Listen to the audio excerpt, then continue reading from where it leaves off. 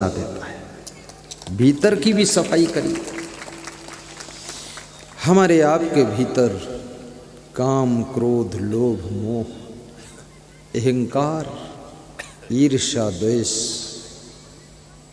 की धूल लगी हुई है। इस क्रोध की धूल को भी साफ करो। गुस्सा मत किया करो, नाराज मत हुआ करो।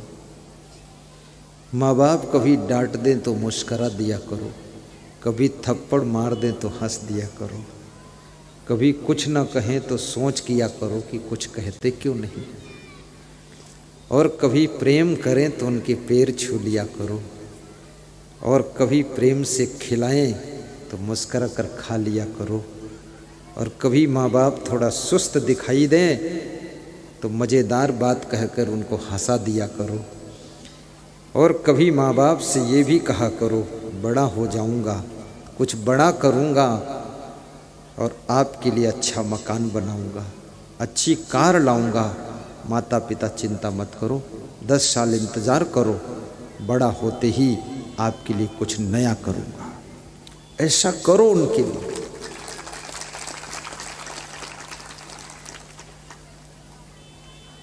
कभी आपका पति को समझा दे तो नाराज न हुआ करो, सुन लिया करो, मुड़ करके देख कर मुस्करा दिया करो। ठीक है।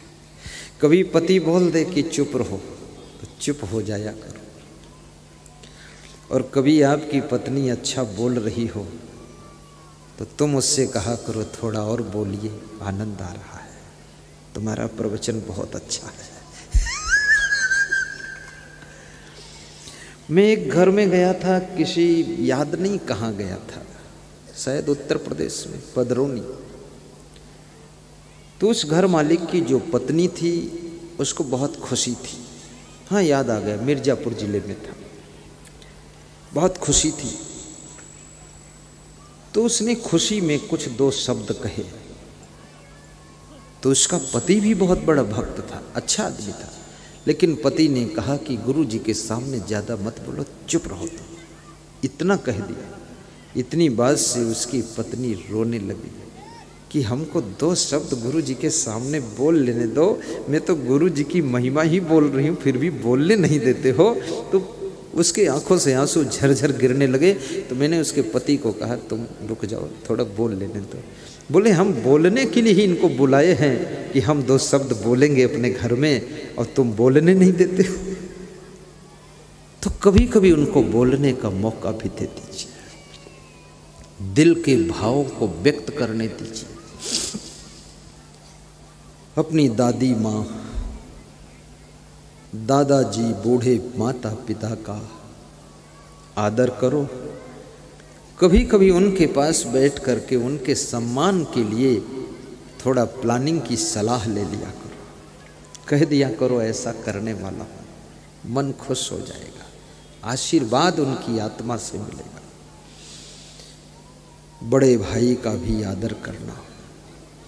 ये गुस्सा, ये क्रोध तुम्हारे भविष्य को बिगाड़ता है, तुम्हारे भाग्य को बिगाड़ता है।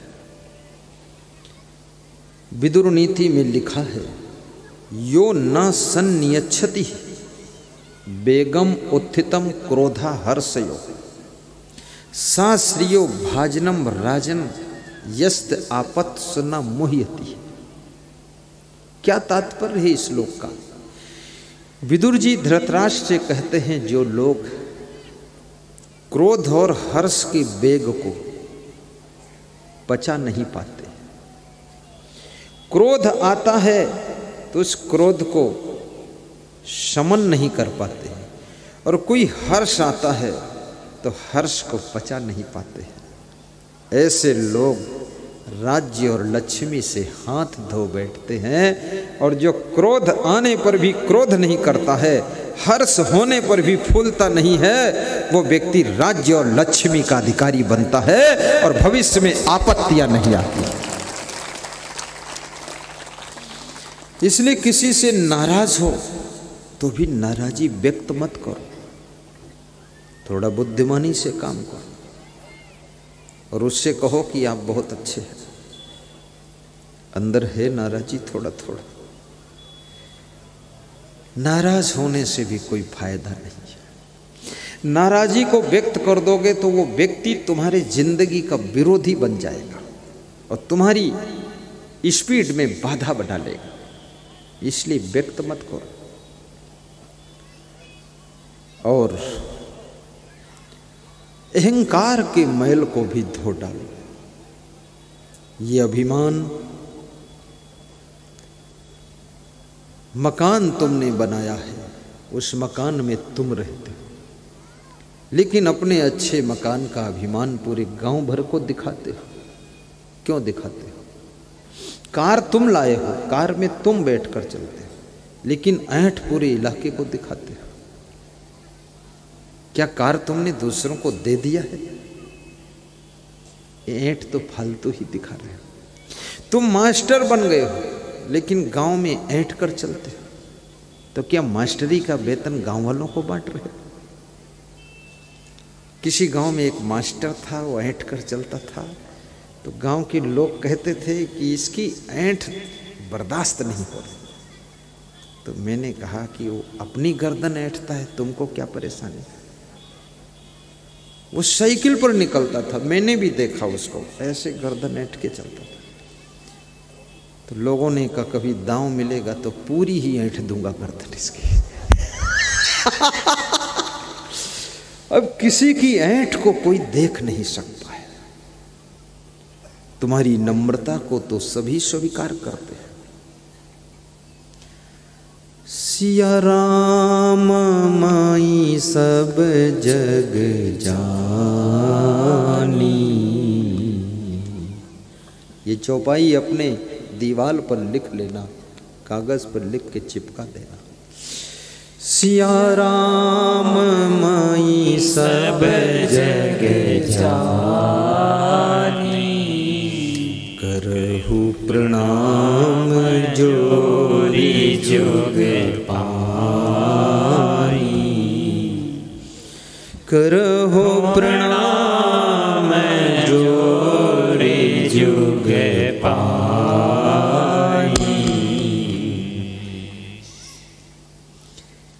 ट्रेन में मैं बैठा था 20 साल पहले, तो मैं 6 साधुओं का टिकट था, उसमें 8-9 बैठ गए साधु। ट्रेन आ गई, टिकट लेने का टाइम नहीं, बैठ गए। तो हमने कहा बैठ जाओ, रिजर्वेशन कंपार्टमेंट। टीटी आ गया, जांच शुरू हो गई। साधु डर गए, बोले बाथरूम में भाग जाऊं क्या? तो मैंने कहा कहीं मत भागो, यहीं डटे रहो। बोले गुरुदेव आप ही बात करना। मैंने कहा मैं ही बात करूंगा, बात में खिलाड़ी हूं, मैं करूंगा। आया टीटी। हमने कहा टीटी साहब आप बड़े कर्तव्यनिष्ठ कर्मचारी हैं, टाइम पर आ गए डिब्बा चेक करने के लिए, इसके लिए मैं धन्यवाद देता हूं। टीटी मेरी ओर देखा और मुझे तो चेक कराने नहीं था, हम तो घबराए थे कि 3 साधु फालतू आ गए। मैंने कहा टीटी साहब आप थक गए होंगे, थोड़ा बैठिए सीट पर, यहाँ आइए बैठिए। बैठा। तो हमने कहा टीटी साहब आपका जन्म स्थान कहाँ है? बोले कटनी। तो हमने कहा वाह कटनी, कभी आप जैसा भक्त मिल जाए तो कटनी में भी मैं सत्संग करूं। बोले महाराज आपको क्या पता, मैं तो आपका सत्संग टीवी में सुनता हूं। तो हमने कहा बहुत बढ़िया, तब तो भक्त मिल गया। और मैंने कहा अच्छी बात है। हमने कहा ऐसा करो आप टीटी साहब,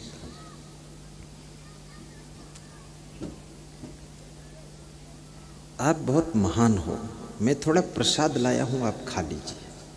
तो प्रसाद निकाला मैंने, तो उसको पेड़ा खिलाया, फिर मेरे पास कचौड़ी थी वो खिलाया, और खिला पिला करके मैंने कहा डब्बा चेक करके सबसे पहले हमारे साधुओं को चेक करो। तो बोला अब साधुओं को क्या चेक करूं, कचौड़ी खा चुका हूं।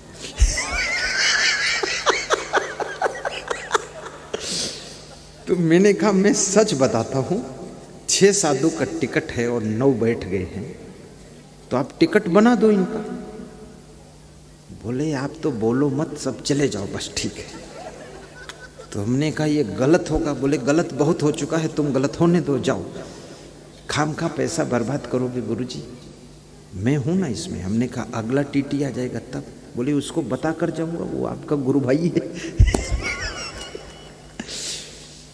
अब उस मीठी भोली से, नम्रता से सब साधु आराम से सोते चले आए।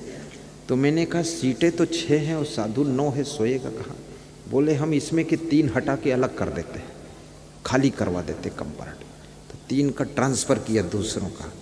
तो बोले ट्रांसफ़र मेरा क्यों हो रहा है? तो टीटी बोला जो कहता हूँ वही करो, नहीं तो ट्रेन से उतर जाओ।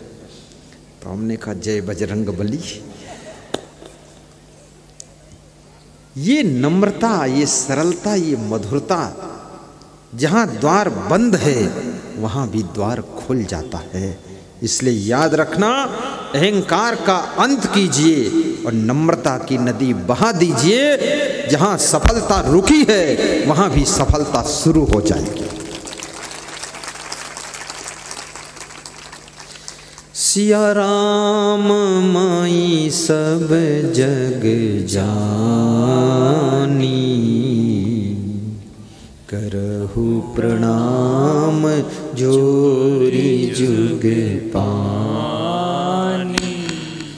करहु प्रणाम जोरी जुग पानी। जब मैं हवाई जहाज में यात्रा करता हूँ, हवाई जहाज का रूल होता है पैसेंजर को, यात्री को इंजन देखने नहीं देते हैं, इंजन में नहीं जाने देते हैं।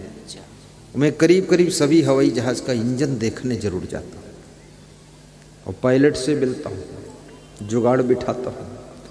उसमें जो सिस्टर खड़ी होती ना, तो मैं बोलता हूँ आपका हवाई जहाज बहुत सुंदर है और आपकी आवाज़ भी सुंदर है, तो इंजन कितना सुंदर होगा, क्या दिखा सकते? तो बोलते देख लो महाराज। हमने कहा खोलो इसका गेट, अंदर जाता। पायलट से कहता हूँ आपके बाल बहुत सुंदर है। हालांकि बालों से तो मैं विरोध रखता हूँ, लेकिन बोल देता हूँ सुंदर है। तो मेरी ओर देखता है, बोले महाराज शुरू में बहुत सुंदर थे, अब थोड़ा कम सुंदर है। हमने कहा आप हवाई जहाज भी अच्छा चलाएंगे मुझे लग रहा है। बोले आप चिंता मत करो, झटका नहीं लगेगा। हमने कहा बस यही आपसे कहने आया हूँ, आराम से चला देना, गिराना उड़ाना मत। वो भी मेरी ओर मुड़ के देखता है और सोचता है ये पहला पैसेंजर ऐसा है जो अंदर आके धन्यवाद दिया है। तो ये नम्रता से सबको, कोई रेलवे क्रॉसिंग पर मेरी गाड़ी रुकती है, ट्रक वाला खड़ा है, साइड में गाड़ी लगी है, तो ट्रक के ड्राइवर को मैं हाथ जोड़ता हूँ, नमस्कार नमस्कार, धन्यवाद, निकल जाने देना। बोले आप आराम से निकलो। वो ट्रक स्टार्टर ही नहीं करता है, जब हमारी निकल जाती तब स्टार्ट करता है। ये जिंदगी में व्यवहार की कला सीखो, आकर्षण करने की कला सीखो, लेकिन अपने आकर्षण का दुरुपयोग मत करो। आकर्षण इसलिए करो कि अपनी सफलता के लिए, आकर्षण इसलिए करो दूसरों को बुराइयों से निकालकर अच्छाइयों के मार्ग पर चलाने के लिए, इसलिए आकर्षित कर